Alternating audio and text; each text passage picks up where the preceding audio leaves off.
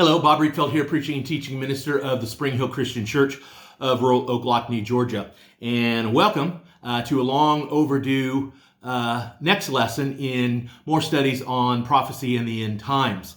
The last time I recorded a video, we had just started about signs of the times.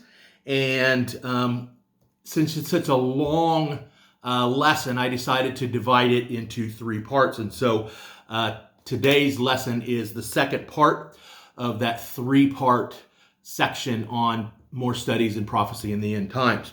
So just a little bit of summary. When people talk about the signs of the times, they are usually referring to things that they can identify in this present world that are signs or evidence of the second coming of Christ that may be imminent or just around the corner, so to speak.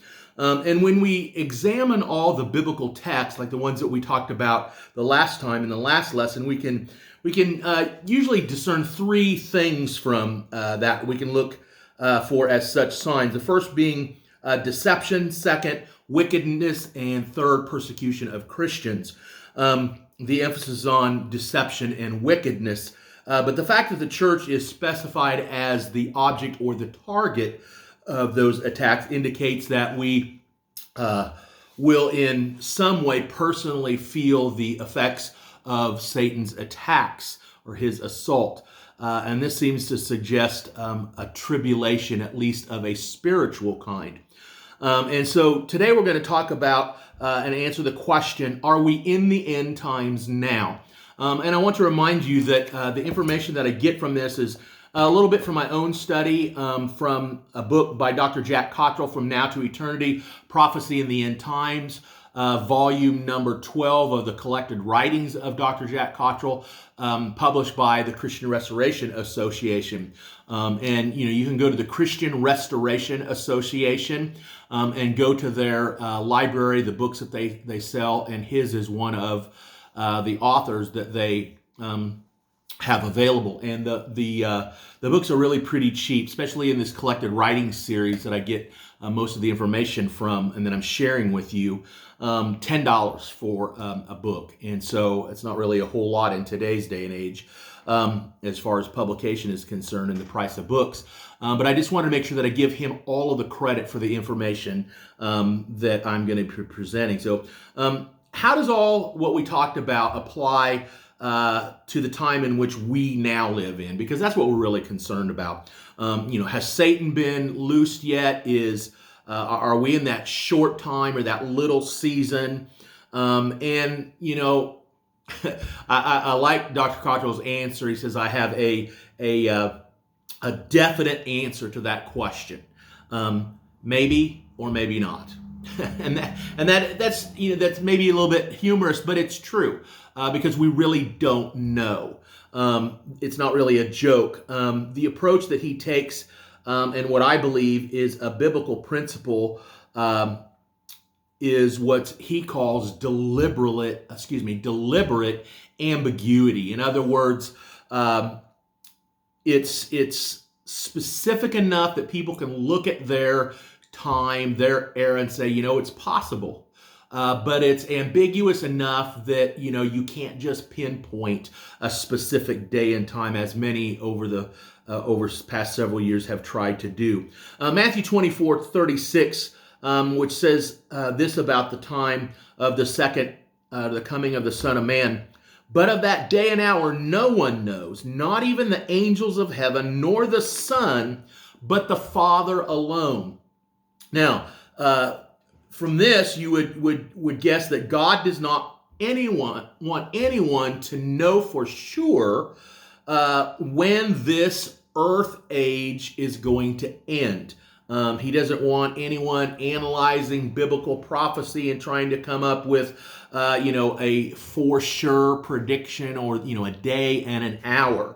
But at the same time, the fact that he gives us the data contained in the scriptures that we talked about last week or the last time shows that he does want us to know what to look for as the kind of times that will usher in the second coming of Jesus.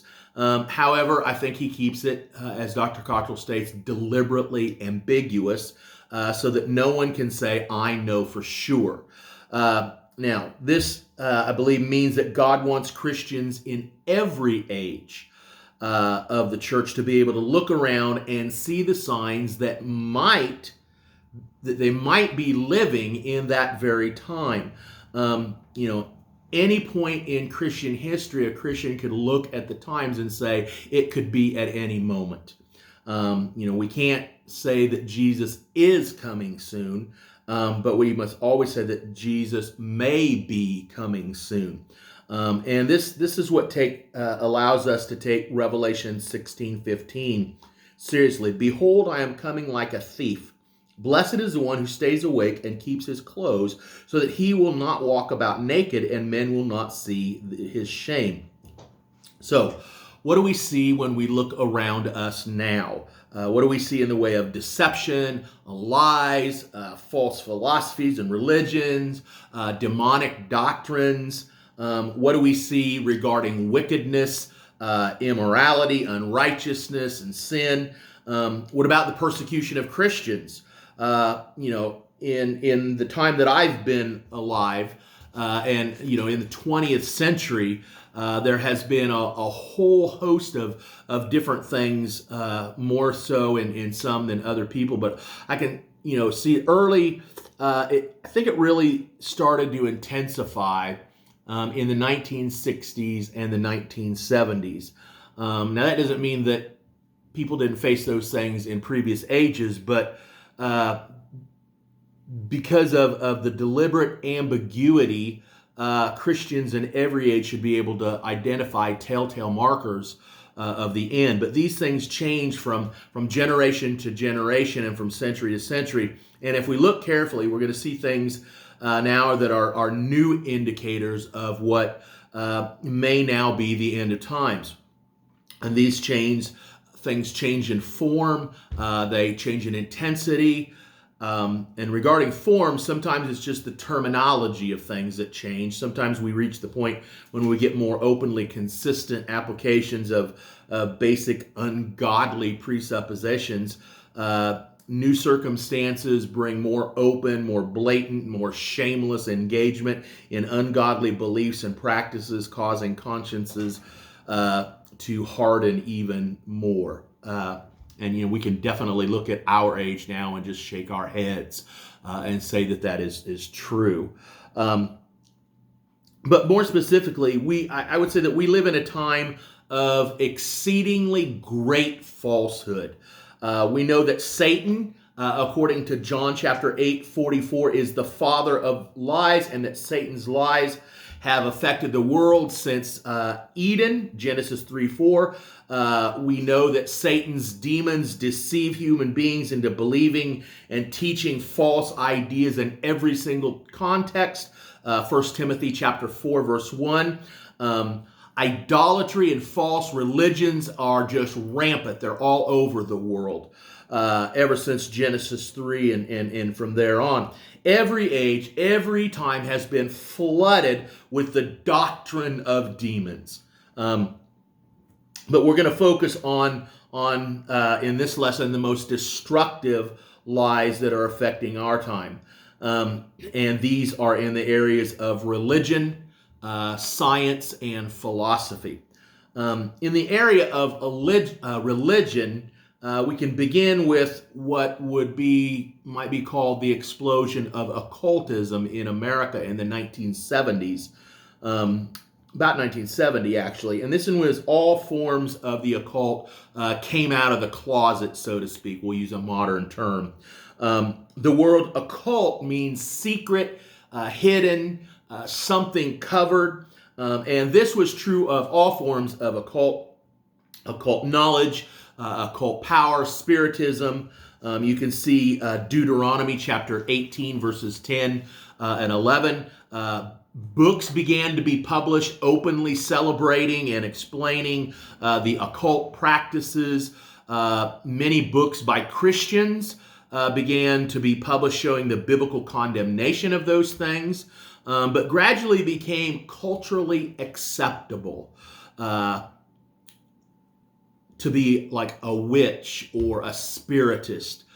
Spirituality is offered as a replacement to traditional religion, especially Christianity. Also, world religions are spreading into more and more areas of society. Pantheism is in Eastern religions like Hinduism and Buddhism.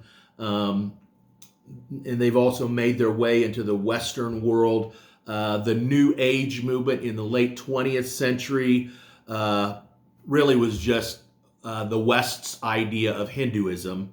The religion of Islam has been a threat to the world since it began in the 7th century AD, having conquered many geographical areas by force. But in the last few decades, thanks to modern technology and cold-blooded terrorism, this religion has become more and more aggressive in pursuing its goal, world domination. It's now competing with communism as to which is the greatest danger to the Christian faith and world freedom. Side note, Islam is not a peaceful religion. I'm just going to state it right out there from the get-go. Don't be deceived. It's not. We've also, you can see militant evangelistic atheism openly attack Christian beliefs. Many are you may be familiar with named Richard Dawkins' The Great Delusion back in 2006. Christopher Hitchens' God is Not Great, 2007, or Sam Harris's book, The End of Faith, 2004, Waking Up: A Guide to Spirituality Without Religion, 2014. Earlier, those views would have just kind of been minimalized and not really taken very, very seriously. But now they seem to be just part of the mainstream and accepted culturally. In the area of science is what would probably be called some of Satan's greatest lies. We might think that the doctrine of demons that's talked about in 1 Timothy 4:1 all have to do with religion, but some of the worst and most influential ones are secular, affecting especially the areas of science. And it's no accident that many of the most militant atheists are themselves scientists. And I would say that Satan's most successful and most destructive lie arose in the context of science, namely the theory of evolution, or evolutionism. Darwin himself concocted his version of it in The Origin of Species in 1859 as a deliberate alternative to William Paley's teleological argument for the existence of God. The atheistic scientist Richard Dawkins follows in Darwin's footsteps with his book, The Blind Watchmaker: Why the Evidence of Evolution Reveals a Universe Without Design, published in 1986. And this theory has spread far beyond its original focus on biological life forms and has been adopted to be the explanation for all kinds of change. Natural selection explains it all.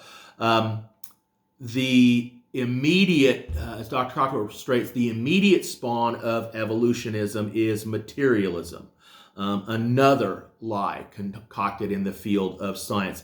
And this is the teaching that the only kind of stuff that exists anywhere is physical, material stuff.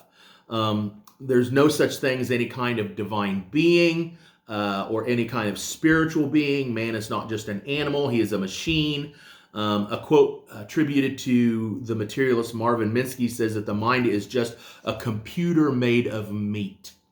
Now, there are two quotations that illustrate how irrational that has been propagated in our time. And one is from a book on intelligent design edited by William Dembski called Mere Creation, IVP publisher 1998, in a chapter by Jeffrey Skloss, Evolutionary Accounts of Altruism and the Problem of Goodness by Design.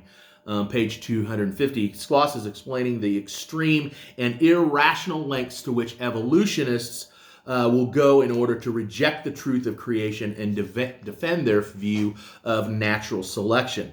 And describing the view of atheistic evolutionist Michael Ruse, Schloss says that Ruse argues, and I quote, "And the radical love commanded by Christianity is biologically and therefore ethically perverse, since it requires us to do what an evolved nature cannot do. If there were any truth to completely self-disinterested moral obligation, then not only do we have a clash, but we have a clear refutation of the evolutionist case. All the same," claims Ruse, "it is clear that although some people pay lip service to such notions as love thy neighbor, nobody believes them and nobody lives by them. In the highly unlikely event we encountered somebody who did, it would be rare enough and bizarre enough to be considered pathological. And because such behavior constitutes a perverse departure from rather than an appropriate fulfillment of our evolved nature, perverse is exactly what it is." Now, here's another quote from a renowned geneticist leading figure in evolutionary biology. And it really shows the demonic nature of materialism.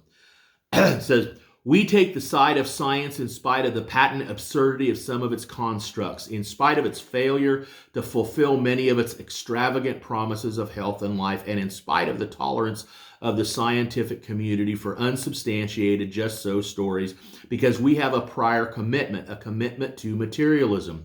It is not that the methods and institutions of science somehow compel us to accept a material explanation of the phenomenal world, but on the contrary, that we are forced by our prior adherence to material causes to create an apparatus of investigation and a set of concepts that produce material explanations, no matter how counterintuitive, no matter how mystifying to the uninitiated. Moreover, that materialism is an absolute, for we cannot allow a divine foot in the door." From Billions and Billions of Demons by Richard Lewontin. Wow.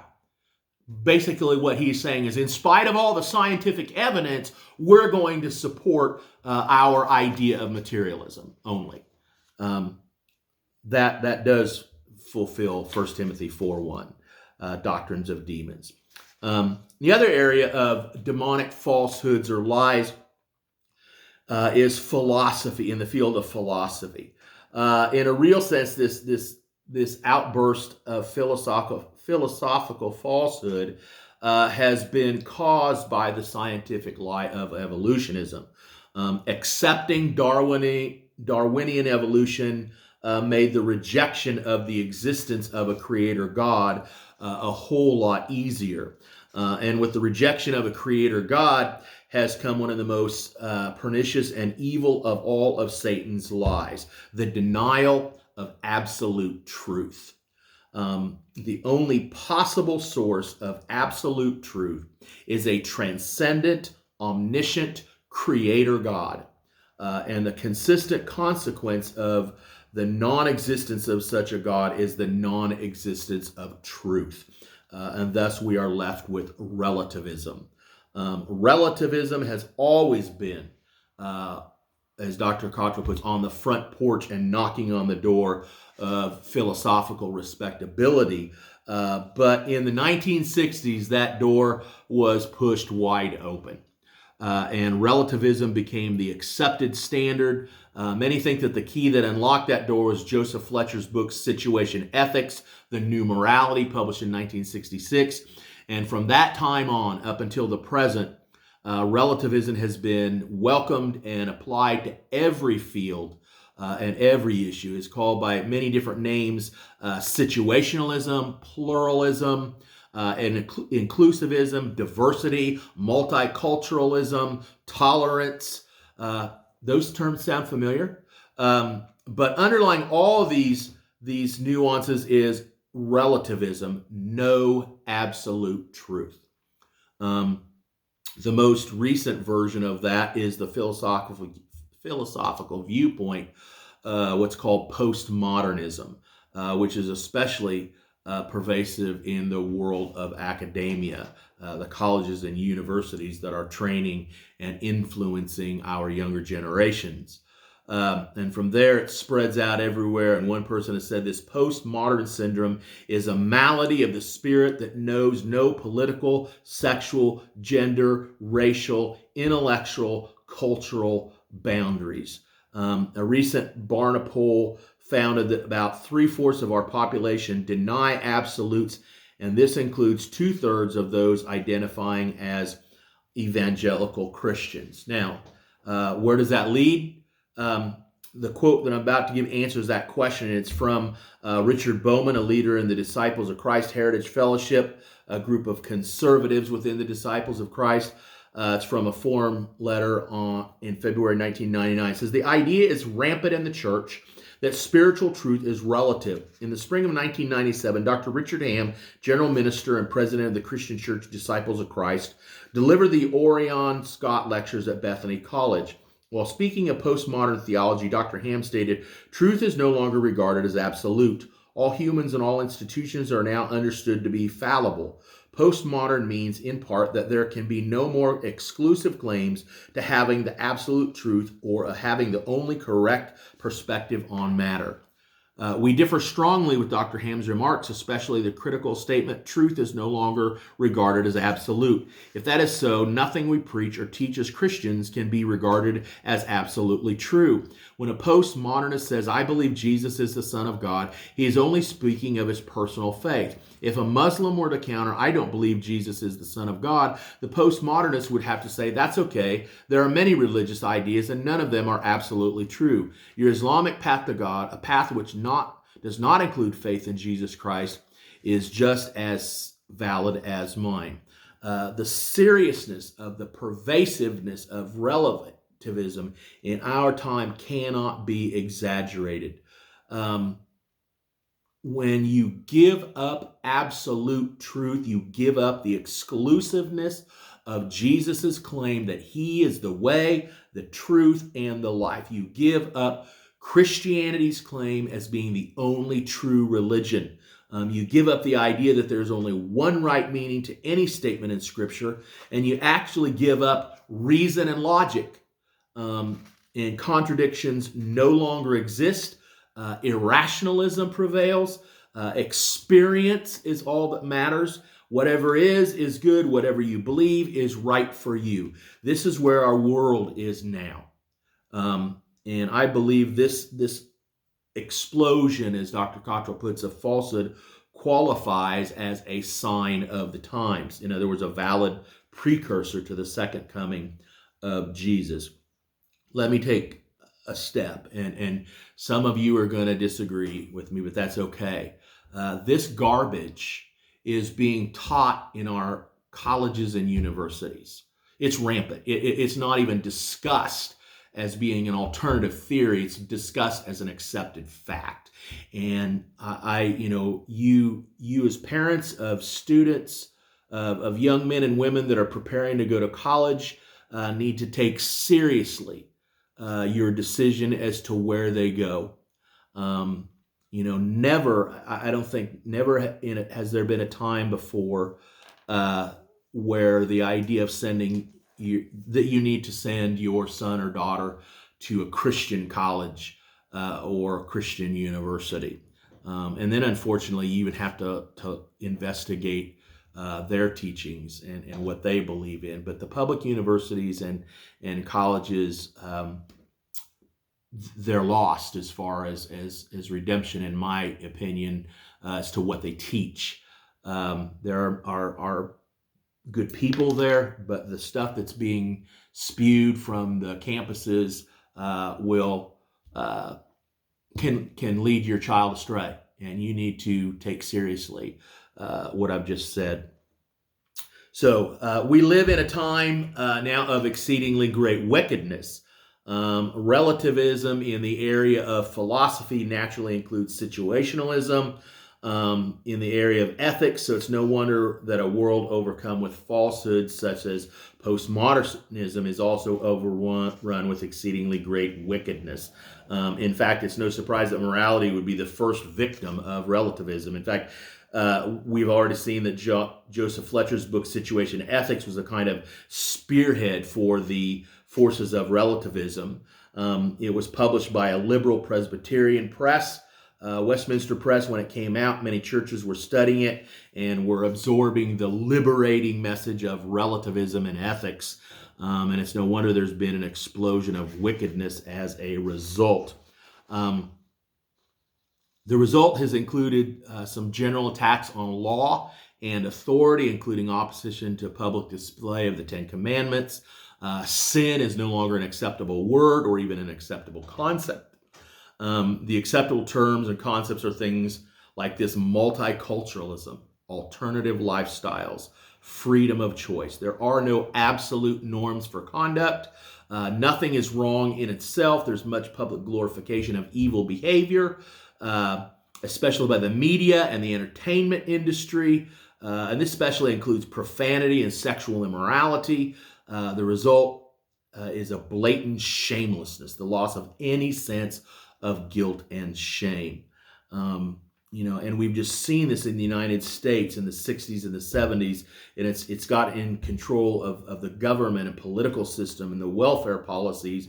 Roe v. Wade, the gay movement, another sinister source of wickedness in recent decades in mass communication. Modern digital revolution have provided a new vehicle to promote that wickedness.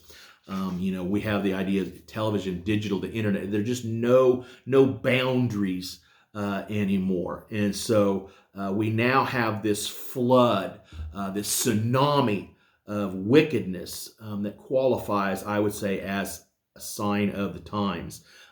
It's a modern version of Psalms 2:1-3, where the present kings of the earth rebelling against God are the culture kings, the elite and the leaders and the stars who concoct or control the media and entertainment industries are shaping public opinion and behavior. They're acting out what Paul condemns in Romans 1:32, not only practicing such things that are worthy of condemnation, but also giving hearty approval to others who do them. And this is our world is a parallel to Revelation 17, verses 1-5. Then one of the seven angels who had the seven bowls came and spoke with me, saying, "Come here.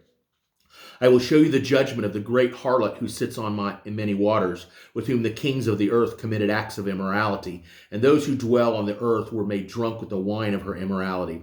And he carried me away in the spirit into a wilderness, and I saw a woman sitting on a scarlet beast, full of blasphemous names, having 7 heads and 10 horns. The woman was clothed in purple and scarlet, and adorned with gold and precious stones and pearls, having in her hand a gold cup of abomination and the unclean things of her immorality. And on her forehead a name was written, a mystery, Babylon the Great, the mother of harlots and of the abominations of the earth." This picture of shameless hedonism is all more significant in the view of the fact that the emptying of the 7 bowls of the wrath of God, Revelation 16:1, of which this scene is a part, is probably a symbolic representation of the short time or the little season of Satan's being loosed, Revelation 20, verse 7-9. And this makes the recent explosion of wickedness in modern cultural a likely sign that Christ's return is near. I think that's where we're going to stop. That's a lot to chew on. And so I'm glad that you decided to take time to watch this video.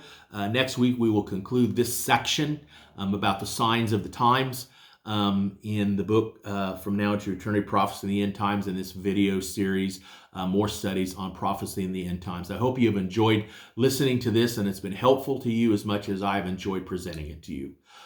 May God bless you.